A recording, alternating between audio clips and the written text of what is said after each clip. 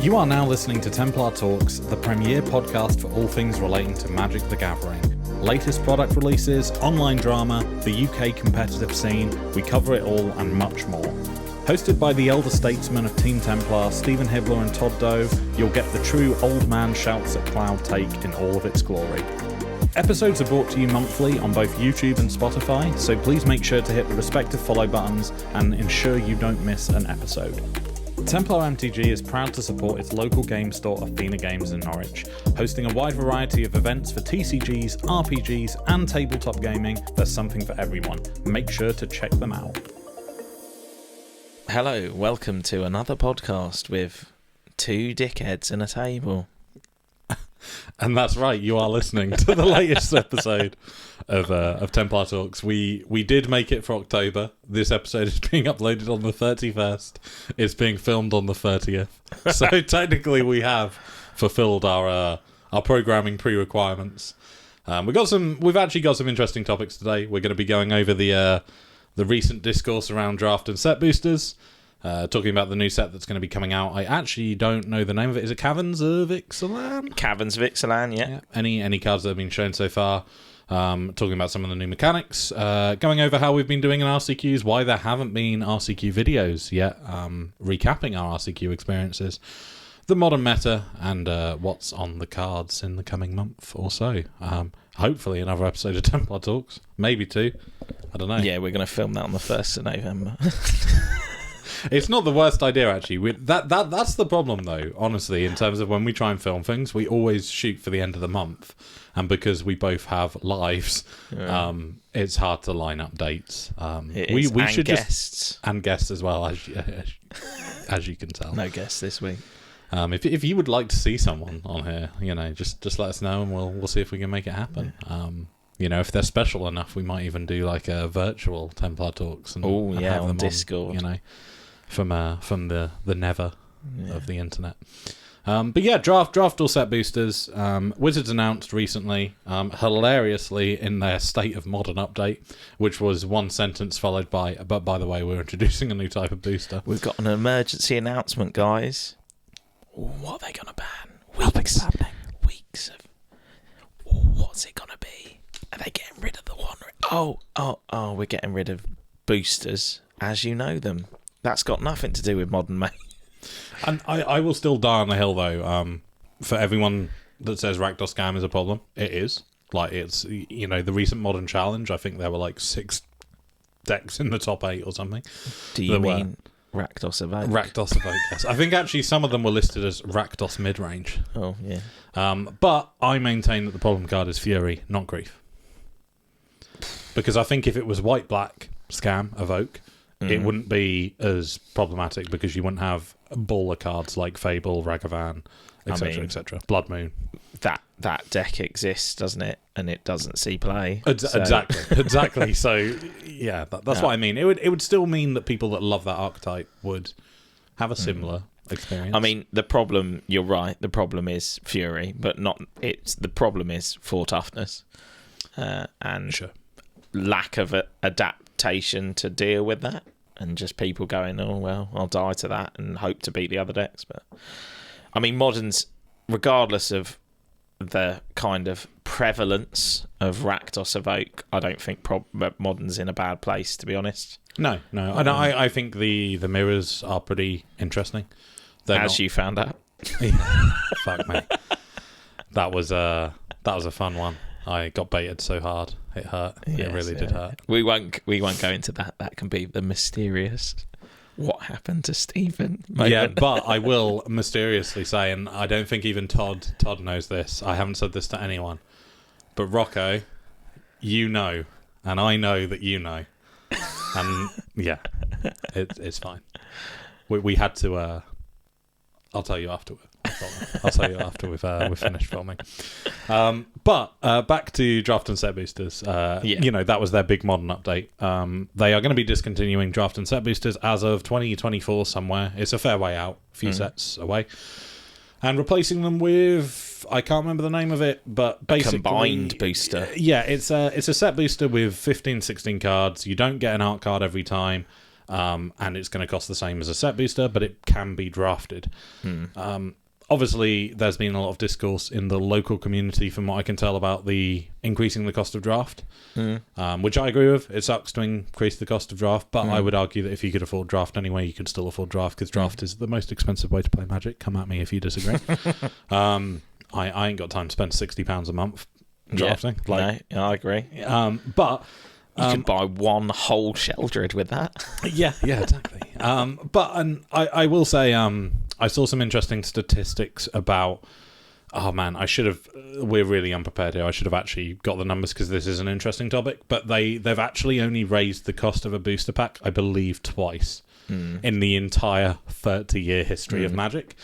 So I kind of think it was overdue that drafts would go up, because I know it's kind of evil profit monster kind of, they're making money, but when inflation's gone up, they're not making as much money as they were in 1993. I mean, they backed it with numbers. They released some numbers on how many draft boosters sold in comparison to set boosters, and it was pretty glaring that people wanted set boosters. I don't think they released them. I think they were like leaked or like Amazon data. But yeah, draft boosters are like here, and then it's like collectors. I think it was it was like 17,000 draft, 30 plus thousand set boosters. Yeah.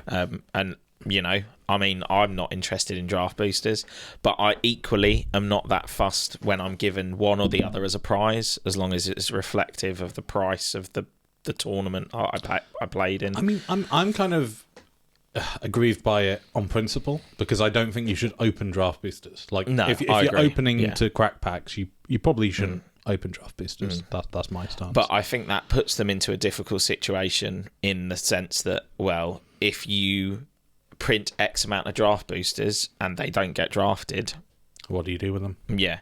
So I personally think the change is for the better. You've got a dual purpose product that can be one thing or the other thing. Great. It's a little bit increased in price.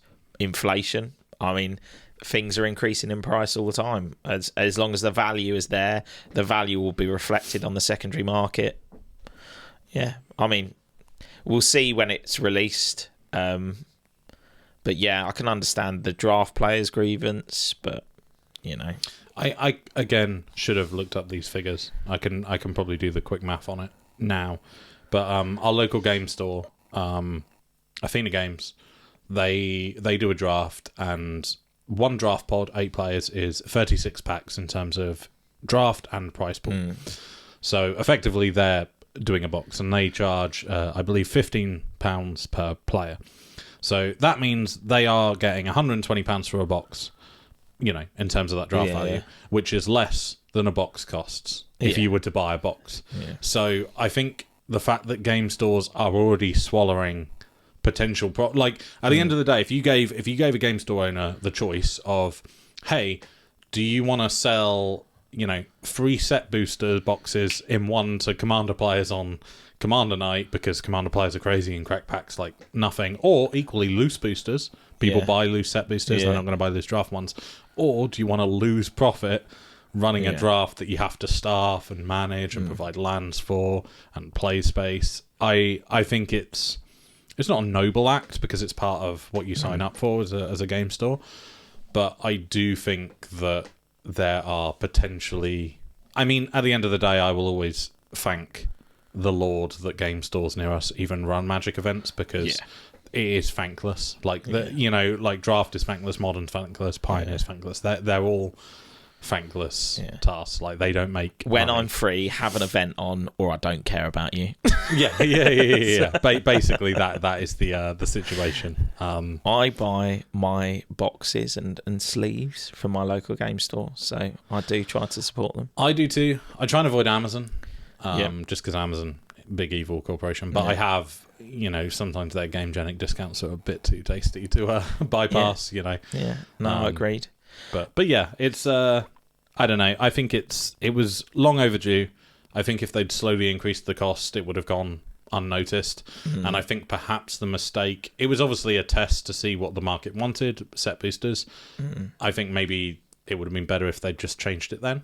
But now they've got the data, it makes sense. It's better for game stores because they don't have to stock loads of draft product and hope that drafts fire. And I know there was a bit of conversation saying that I think it was actually James Gurney from the team was saying that the reason draft boosters aren't selling is because there's no GPs anymore, like which ran these big drafts.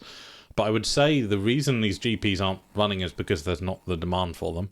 As we saw at shout out to Axion, they put on a great event, but they had to take tickets away from the competitive events to give to Commander players because Commander is now the GP. Like, the GP players are now Commander players. Us weird competitive lot have disappeared, and I don't think, there's... I know when Axion do, like, a draft cup, it sells out, but that's because it's one in, like, every year, if you're lucky. So it's a big kind of occasion, whereas GPs are obviously multiples throughout Europe per year.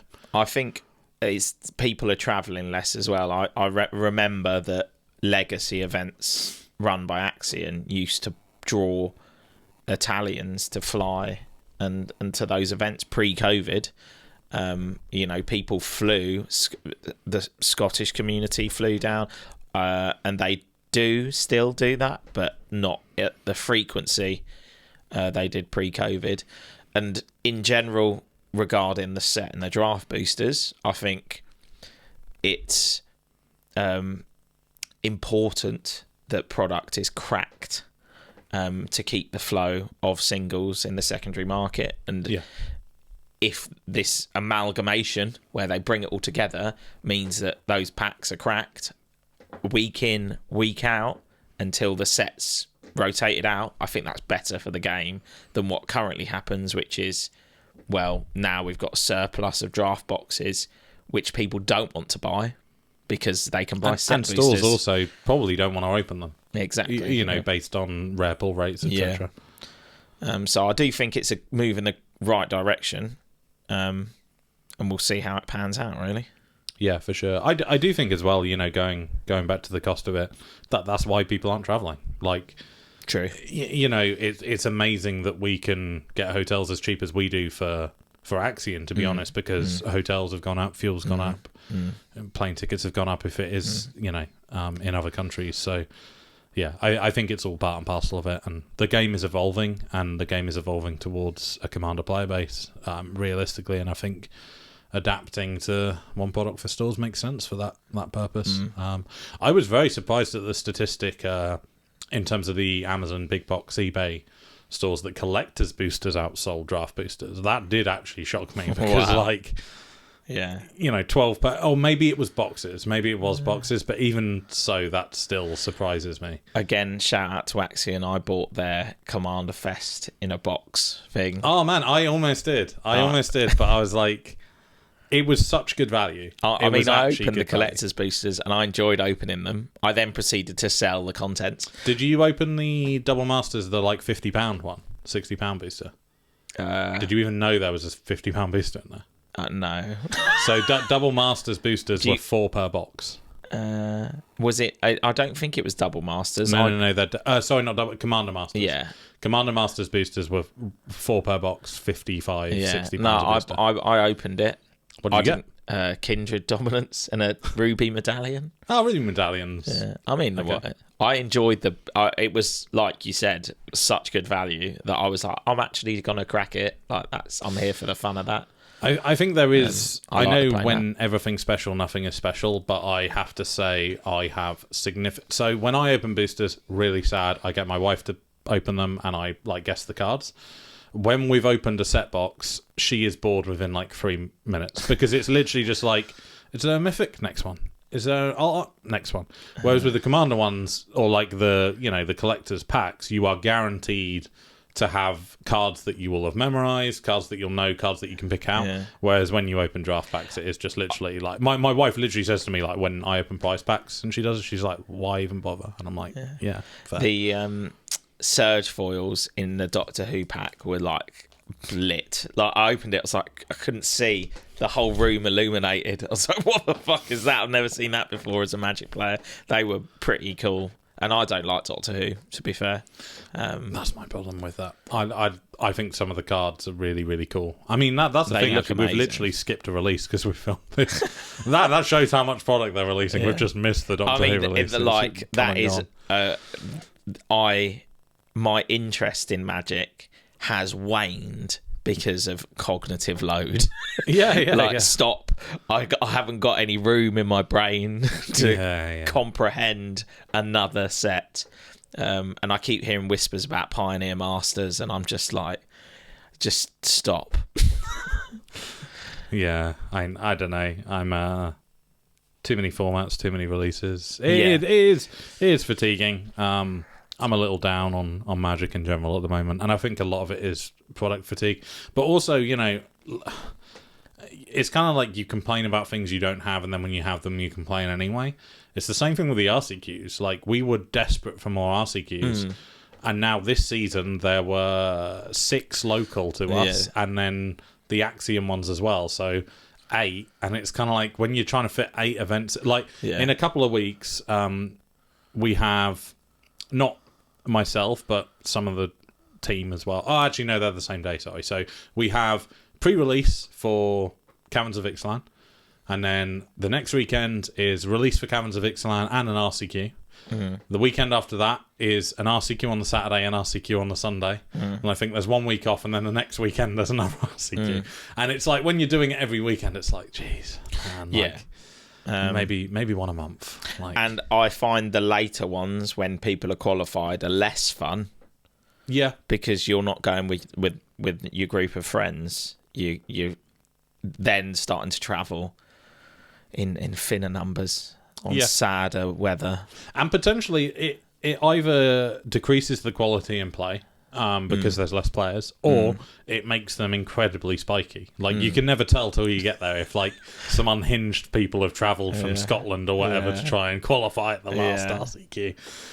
Because I remember I don't think you travelled, but when we went to that, like, random comic shop that had never done a Magic Kent. event. Was that the Kent somewhere one, like that. I was like, I'm not going. I care about Magic, but I don't care about that much. Yeah, like, we got a card, but we figured, like, there's no one's going to go to this, and, like, no one knows. And then you get there, and it's like, Team Axion, Team Axion, Team Axion. Oh, those are the guys from Chad Magic. Right? And it's literally just like, all the best players from the Axion events are at this event.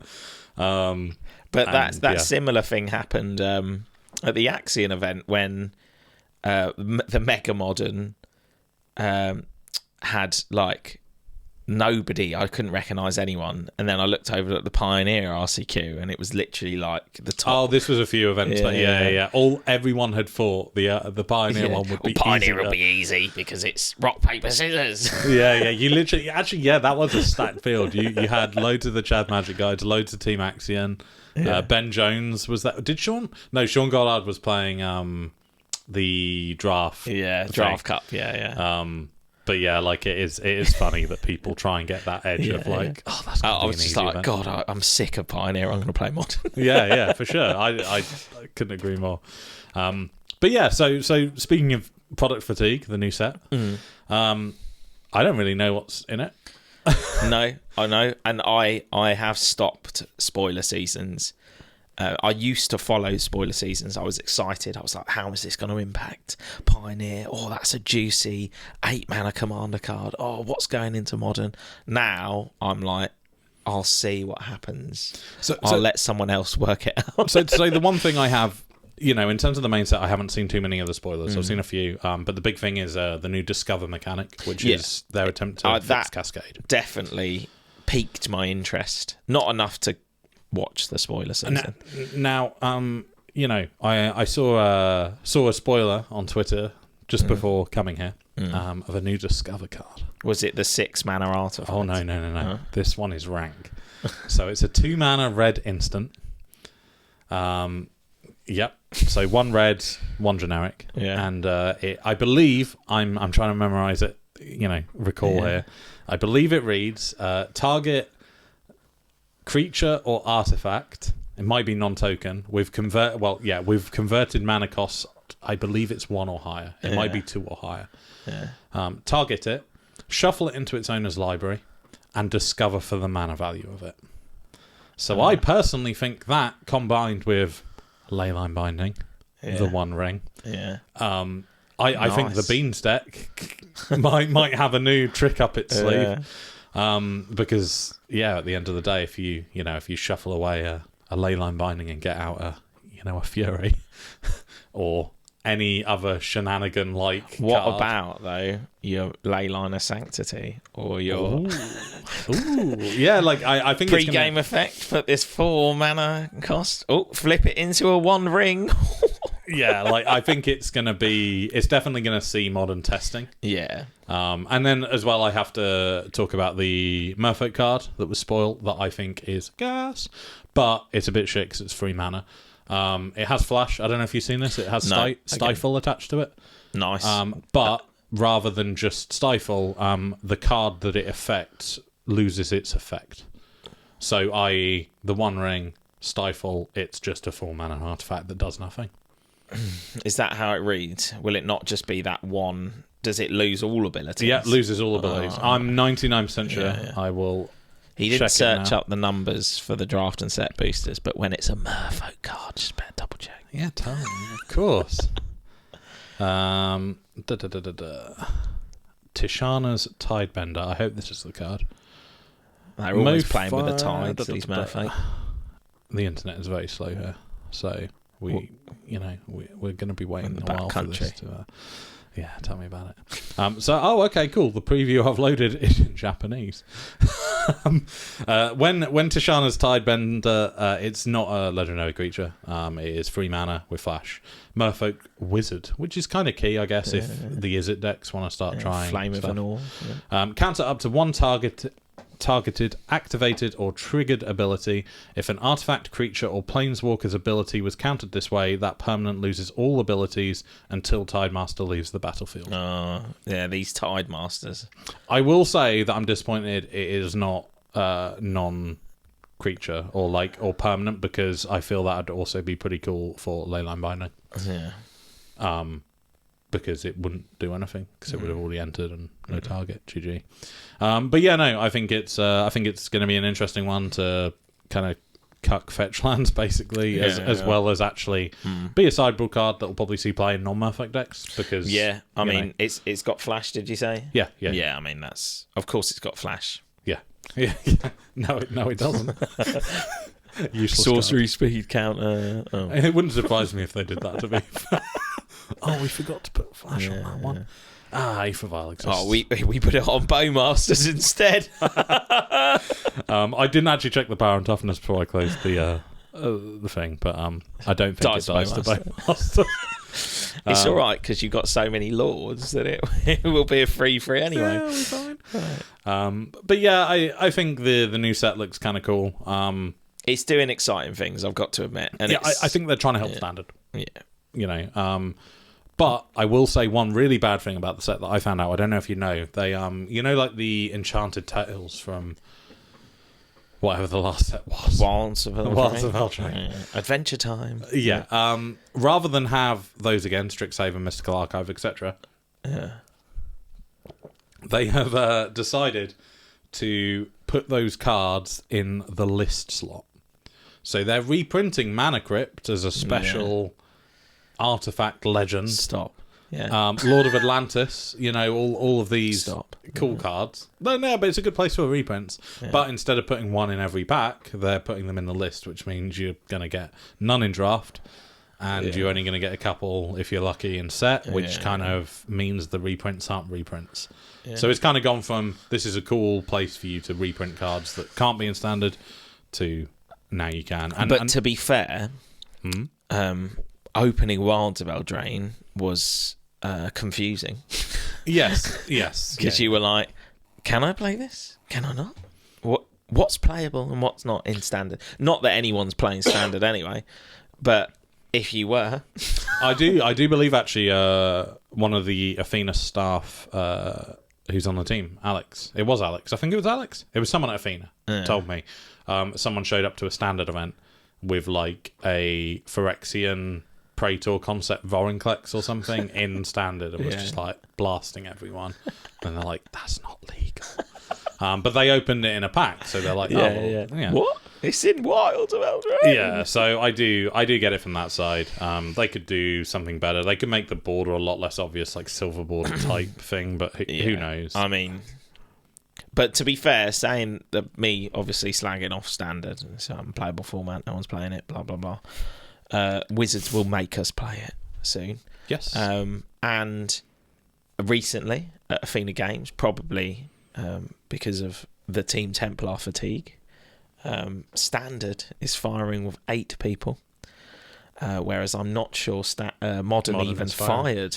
There have been a Friday. few. I think it did fire last week, but Modern numbers have been dropping off, which actually can also be Modern fatigue. No, it's the RCQs as well. Oh yeah, true. Yeah. Like, it's a format that everyone had already played not to death, but figured out the format. Yeah. Pioneer, I think the RCQs brought numbers up because most of the comp players don't play Pioneer because it's shit. Yeah. So yeah, I don't know.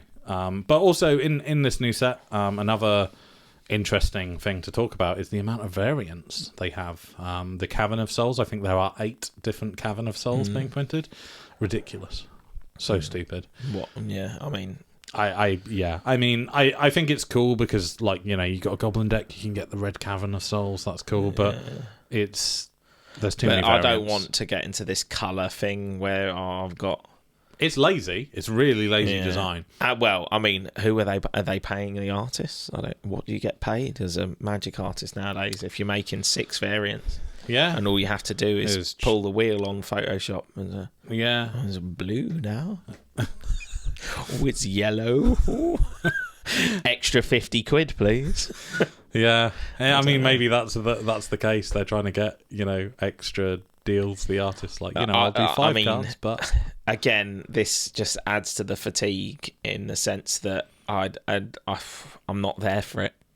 Well, I don't need Rainbow Cavern of Souls. Yeah, for sure. It's nice that you're reprinting them though, Wizards. Into Standard and Pioneer. Yeah. Interesting. Formats. Don't know if it'll do anything. Go into some formats. Yeah. They exist. Not into Pauper yet. We haven't downshifted it. I like Pauper. So yeah. Speaking of formats, back to Modern.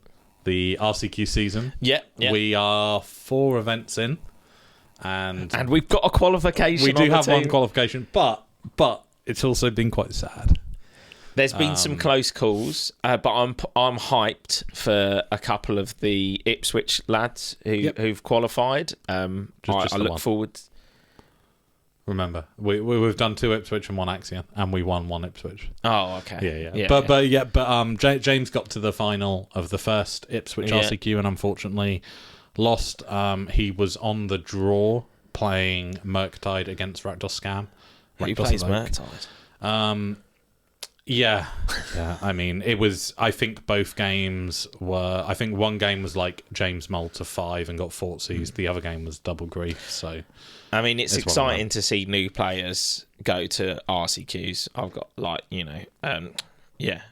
go to regional championships. Like, we're buzzing when it's someone on the team, but I'm also hyped for people who've never been before. Yeah, to go and have that opportunity, and then the following RCQ was Axion.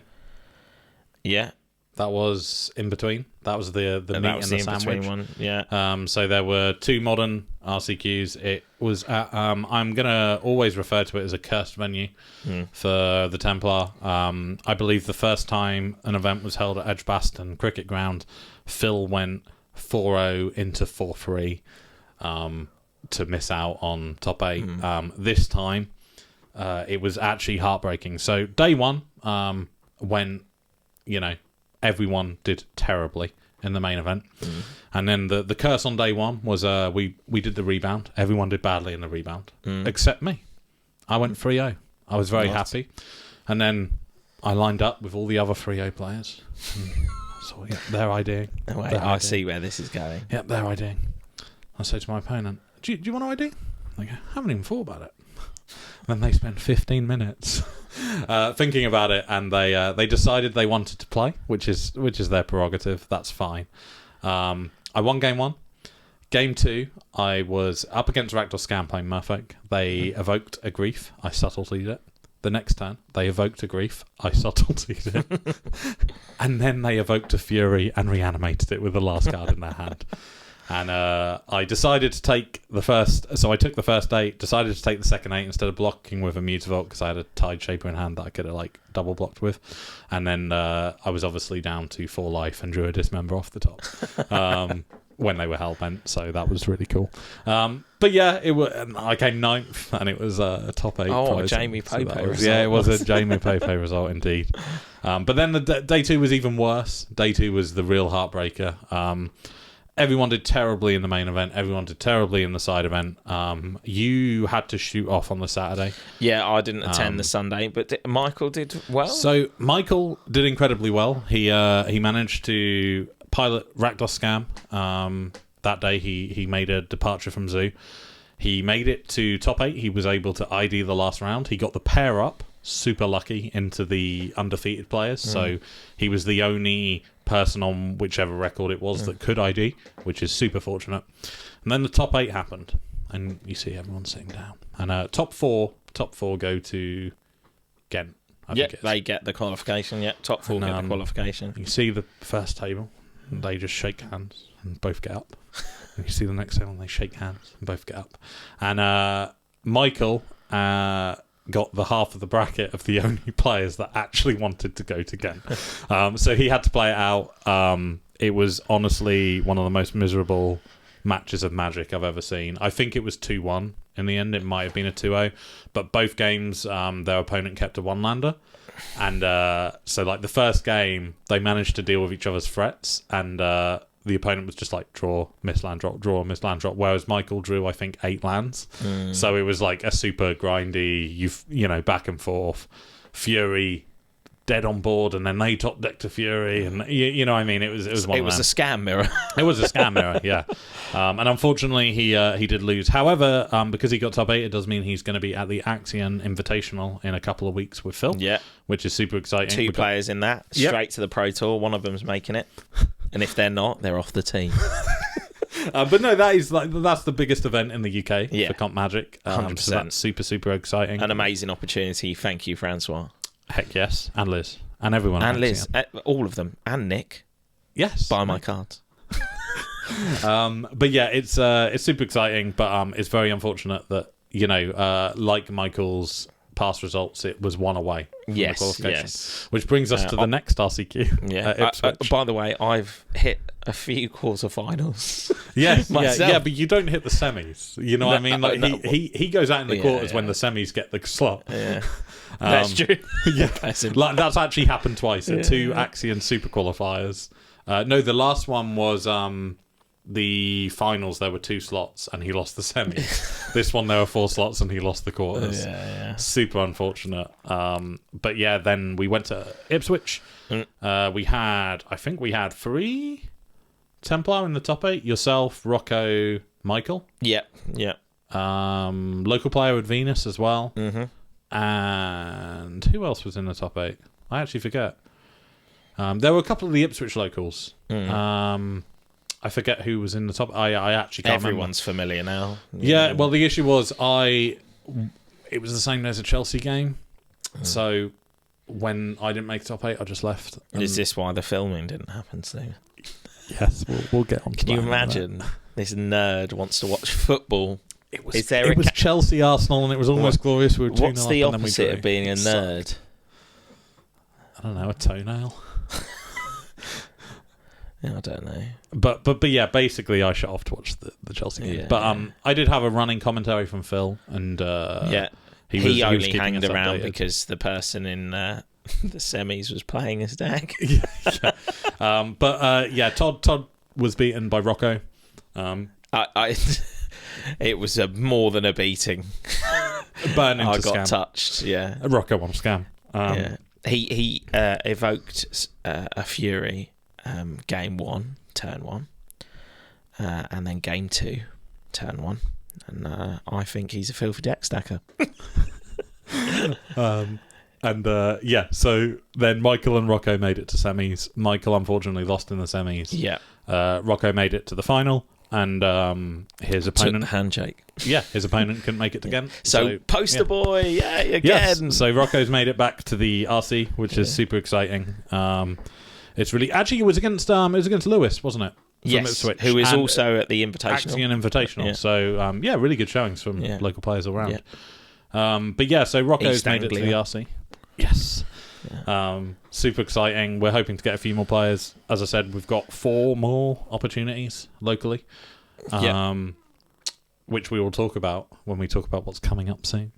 Yes. But before we do that, modern meta, we kind of brushed on it earlier in terms of there's no problem, shut up guys, come on, it's fine. Yeah. It's fun. But I will say there has been a lot of scam. Evoke has put up quite a few results. Evoke. Yeah. Say it properly. Yeah, that's what it says on the card. Yeah, I mean, it has been a very Evoke heavy format at the moment, whether that is in the form of Rakdos or in the form of Beans or in the form of 4-color or I think that's it really, and then Black white ephemerate, like that doesn't happen yet. Amulet Titan also been coming up. Yeah, John's done a bit of bits as well. Maybe locally. I don't No. I think I made the top 8 of at least one of the Axion days as well. But yes, it was day 2 was scam heavy. But I still think Modern is in a pretty good place. I personally feel like the Evoke creatures make the game fair. Sure. In a way that it wasn't fair before. I do think it's a good catch-up mechanic. You can come back with these Evoke when you have a bad land hand or whatever. I don't think Evoke is overpowered. It certainly wasn't what I was thinking about when they made the mock announcement that there was going to be changes. And I thought it could have been Fury. My thoughts was it would be something from Lord of the Rings, because that is the most recent, or Beanstalk because it's the most recent. Yeah, but I don't think there's enough data on Beanstalk. To and be honest. Also, Beanstalk is a very vanilla Magic card. ETB draw a card. Do a thing, draw a card. I will say that from my perspective, I don't have a problem with the Evoke deck either. I think Fury is a bit, because it lets it play red. That's why I think Fury's the bottom card, and it would also take the 4-color decks down as well, which balances the whole kind of and it situation. also lets elves in. be a deck, yeah, or Merfolk. Merfolk's still a deck. But I don't have too much of a problem with it. For me, I much prefer playing against Scam than I do playing against what was it that I played against that Axion. Haven't played it in a while. It's kind of like Amulet Titan, but it's not Amulet Titan. It plays through Creativity. No. What is the name? You sack all your lands. It's completely forgotten. Escape Shift. That's the one. I would much rather play against Rakdos Scam than a deck that just gets to turn 4 and goes, have you got a counterspell?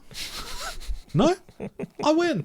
And that's the kind of let's add that on turn 4 it doesn't just have 4 lands, but no. But that's the problem I have with decks like that. And I'd prefer to when I'm playing Commander, I like that. I like that game's over, let's shuffle up, let's play. Yeah. But when I'm playing Modern, I don't like the whole. You have to keep your mana open to counter what you know is coming in a few turns, because I'll just fucking win. And it's the same thing with what's the name of the sorry, it's a different problem I have, but the same issue I have playing against the deck with the Beans deck is that it just kind of teases you for turns and turns, and it won't win till like turn 13, 14, but you'll know you've 90% lost. So I much prefer a quicker game. I've never been a control player personally. I don't understand the enjoyment of just being a bit of a dick to I know it's not being a dick, but just stopping someone do something, to me that is not enjoyment. I much prefer everyone in Commander just does their thing, gets big boards. It is what it is. But I personally think the solitaire style of the Beans deck is a lot more ridiculous to deal with, and in testing against friend of the Templar Ed, I think we played Scam versus Beans 20 times, and I think I won maybe 10% of the games. And that was even like I could grief evoke Scam it on turn 1 and I would still lose, because it'd just be like the 1 ring. Leyline Binding? Yes. Yeah, there's it so should be many added cards. that's not the Cascade version. No, the Cascade version's a bit more like gets it done quickly. The One Ring non-Cascade version, I think, is the Solitaire. Yeah, and I mean, the One Ring is an interesting card, and it was what I was thinking about when it was like mock ban announcement, because it does add a little drab of boredom into the format. Or Tron is literally multi 5 and definitely behind on the a One Ring. They're back up to 7 mana Ulamog, and you're like, I'm not sure you're supposed to come back from that. Yeah. Well, I get it's 1 card draw free, right? In terms of you'd put the burden counter on when you cast it, and then you get to the next turn. It protects you. I think the protection's the boring bit. But that's it's the a bit problem that I have. Drags out the games, and but I like the element of like how far do you want to go with the burden counters. I think that's kind of cool. But the problem is when people can. It's not even a problem, but the unfun play pattern of it is when you're able to chain a ring into a ring into a ring.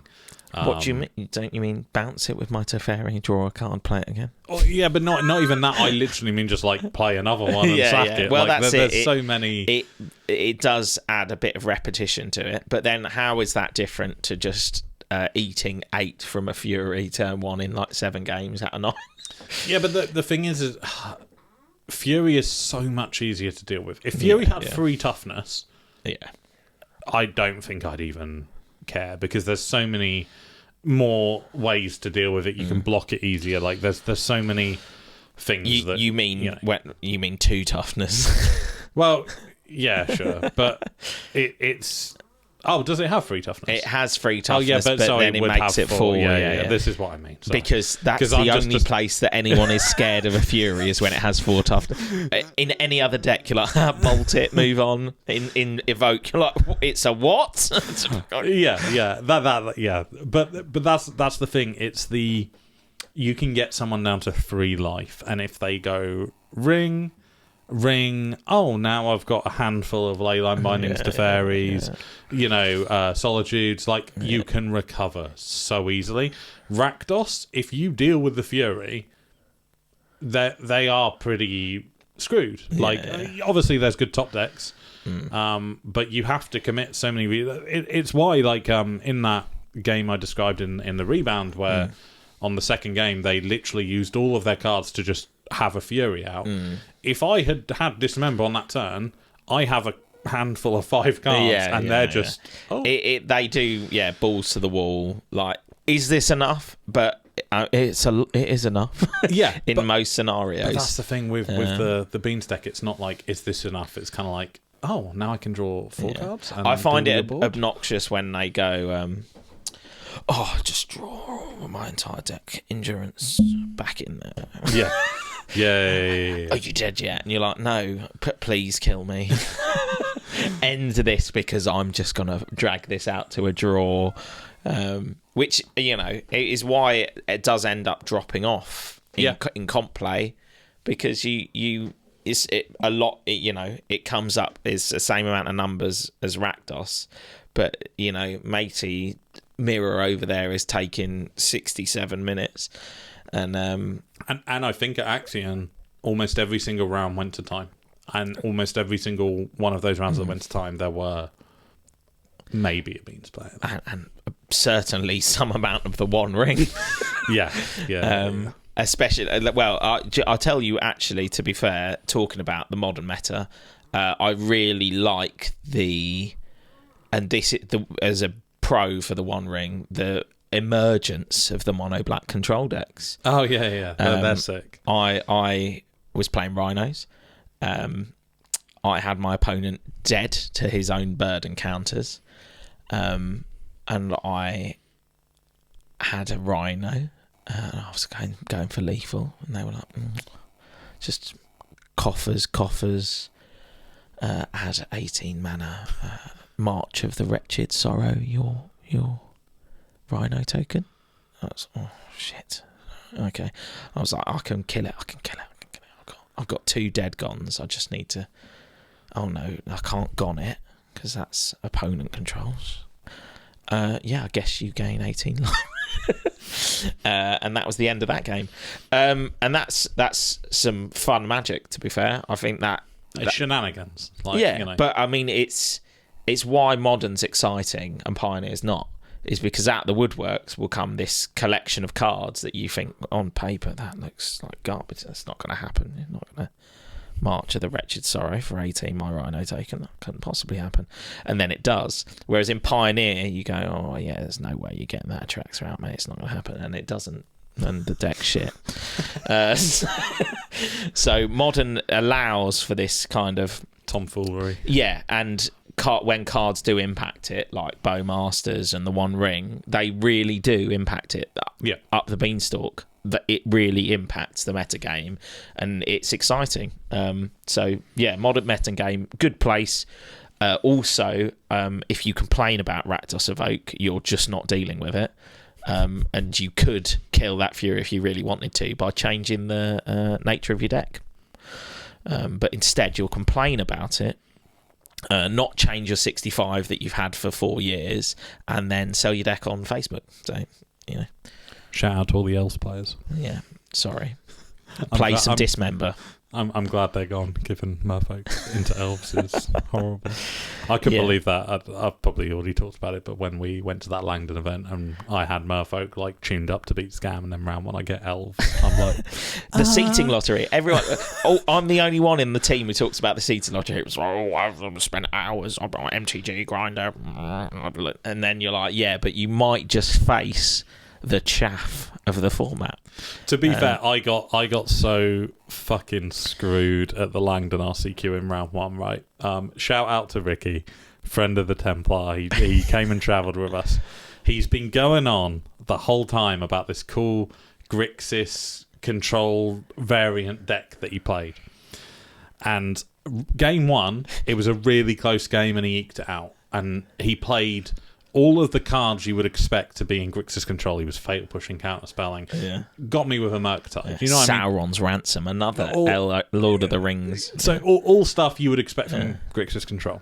So I sideboard. I'm like, okay, I'm in a control match, and then hit him really hard with like, I'm ahead on board, get him down to 12, and he goes, I'll play Death Shadow. And I'm like, You're fucking what? And effectively, I was playing up against blue-black Death Shadow, Dimir, and I just assumed, because it was all we'd spoken about, that it was Grixis, and I'm like, everything I've sideboarded is terrible. I've taken out anything that can deal with this. And ironically... Ricky wasn't the only Death Shadow player. Yeah, on that day. I think it's and to make it worse, Death Shadow was a deck that I'd been considering because I thought it was well placed to do well against. Which is why Modern is good, by the way. And Death Shadow made the quarters of that event as well. Not Ricky though. No, the semis. Semis, wow. Made the semis. Yeah. It beat Scam in the quarters. Well, there you go. That's how you beat Evoke, not Scam. Yeah. Evoke. Yeah, sure. I just realised Jack made the top 8 on Titan, didn't he? There were 2 Titans in the top 8. Jack and Lewis of the Langdon. Yeah. That blows my mind. Apparently Titan's good. Yeah. Shout out Will Atkins. And Jack played it really well as well. Do you know who did? Will Atkins. He's a good player, though. He is. No, Will is cracked. It's just I don't think he's played Amulet in a while. Yeah. He made that bold call to jump on it on that fatal day. But I can't talk. I didn't make top 8. So what's coming up, yeah, Stephen? that is a good question. So as some of you may have noticed, let's get the big one out of the way first. My terrible facial hair is related to something coming in November. And that my birthday. No one cares. We have some role play. In November, there is going to be a very exciting happening involving Templar MTG. However, it's not going to be announced on this video. It's going to be announced tomorrow, November 1st. There will be a separate, very short announcement video. Is it going to involve your bare naked face? No. Maybe. We'll see. No. It's going to be exciting. Have you shaved Spock? Oh God, no. I have always said to Jess that he would be like so funny if we shaved him, but she won't let me, obviously, and I wouldn't because it would be awful. Yeah. Spock is my dog, not a euphemism for anything, a nickname, if you will.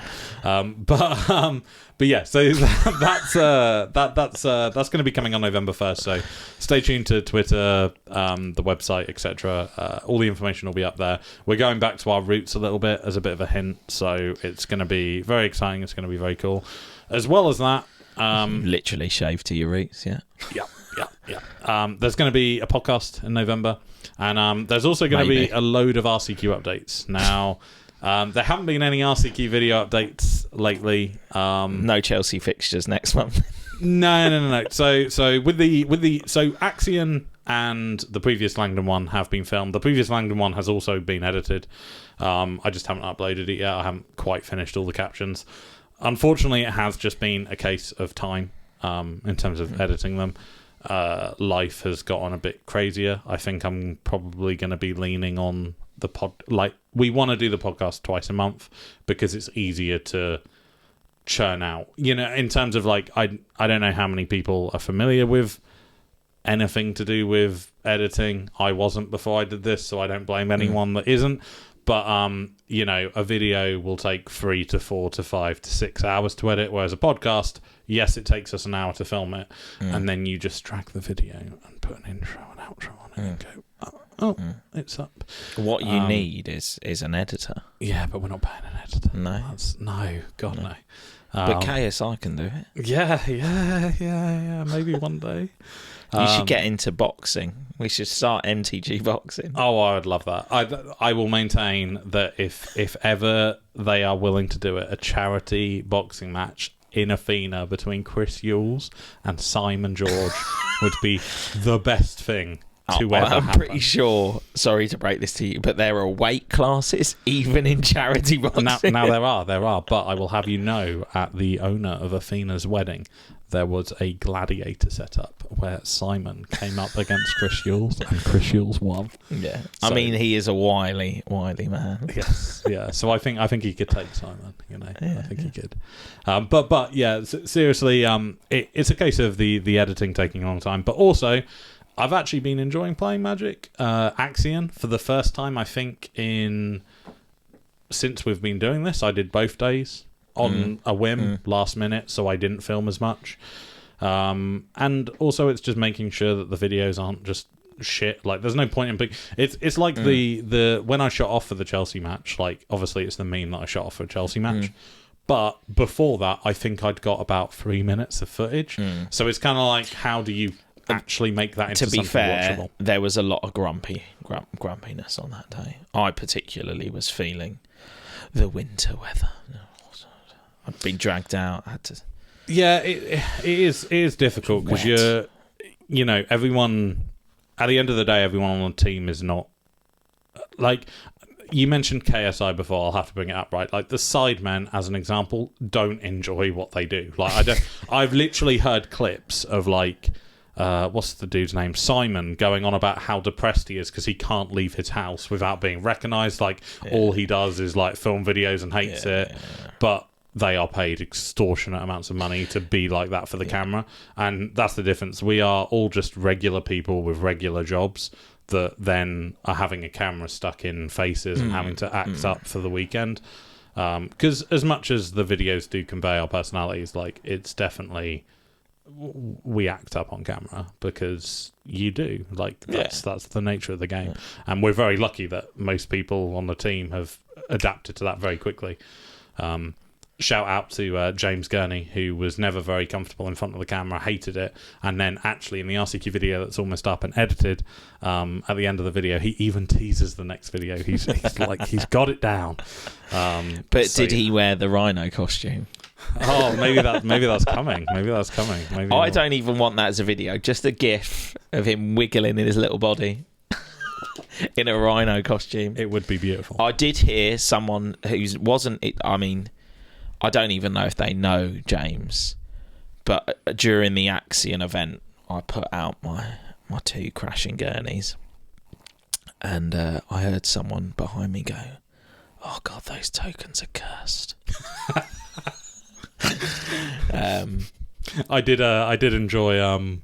I can't remember who it was, but it was someone who was like an Axiom regular, and I was like, I'd give you a James Gurney token, but I don't think you'd want it. And they were like, yeah, you're okay. When's the next token coming, Stephen? Who is it? The next token will be Phil. Phil, brilliant. We're going to do it based on kind of like almost a big result. almost 2 times. But Axiom Invitational, we take those. Yeah, he's going to the Pro Tour. Yeah, hopefully. But yeah, that one will be coming early 2024. Yeah, is there a hint of what it's going to be on? No. Bowmasters. That is an option. There's a few options there. Like, I think it's... obviously, it's going to be down to Phil, the final choice. Bowmasters is in the discussion. He's a bit of a goblin. You should see his... but the other one's construct, right? Like John Saga. Ugh. Yeah, I know. Or a goblin shaman. Yeah, he is a bit shamany. Yeah. It kind of has to be a card that goes in the John's archetype, even though he's left it behind for some reason to play god awful deck. What's that deck, Stephen? Yogg something? Yawgmoth. Unplayable? No, Yawgmoth, honestly, like Phil says it's fine, but you can see in his facial expressions that he is more stressed playing Magic. Oh, yes. There's veins appearing on his forehead that I haven't seen before. That deck is like full on, you finish the tournament and you're Jimmy Neutron. Do you know what I mean? Like, I beat him for the winning in of the one of the Langdon ones where I came in the quarters. It's the same. I always come into the quarters on the Langdon events. And this time, because I'm the nomad, I'll play whatever garbage I can pull out my collection. I was on Burn, right? And I think when I beat him, when he was playing Yawgmoth and I was playing Burn, I saw a little bit of him shatter. Like a little bit. He just broke a little bit and kind of slumped a little bit further. And I tried apologising, but he didn't accept it. I wouldn't have either. I said, go back to John. You probably would have won. Guess what's really good against Burn? Shadowspear. I can't wait because Yogg, Merfolk into Yogg is miserable. What, for them or for you? For me. Oh, really? Oh, everything you have not there anymore. What do you mean, subtlety the Yawgmoth? And they're like, Yeah, but that Stifle, your Soul Cauldron, it doesn't do anything. Yes, to be fair, that card looks amazing. And as I talked about the seating lottery previously, I'll talk about it again because it always hurts me.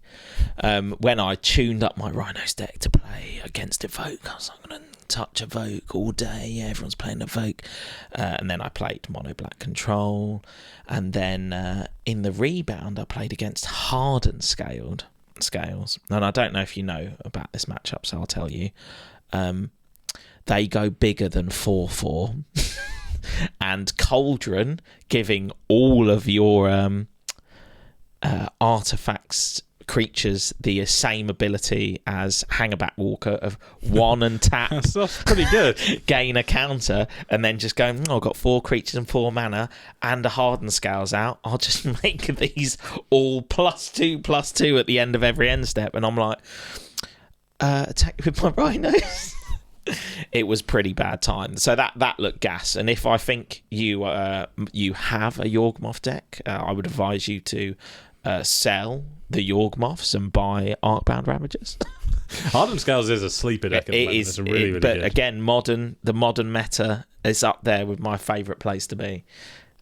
Even when it touches me like that. and on that note of Todd getting touched, we'll leave it there for this month's episode. We'll be back hopefully maybe for two episodes next month. Maybe. Who knows? If maybe we've got that much to talk about. But more importantly, stay tuned for the announcement tomorrow. If you've got this far, thank you. And that announcement's going to be cracked. So look forward to it, and we'll see you at the next episode. Bye.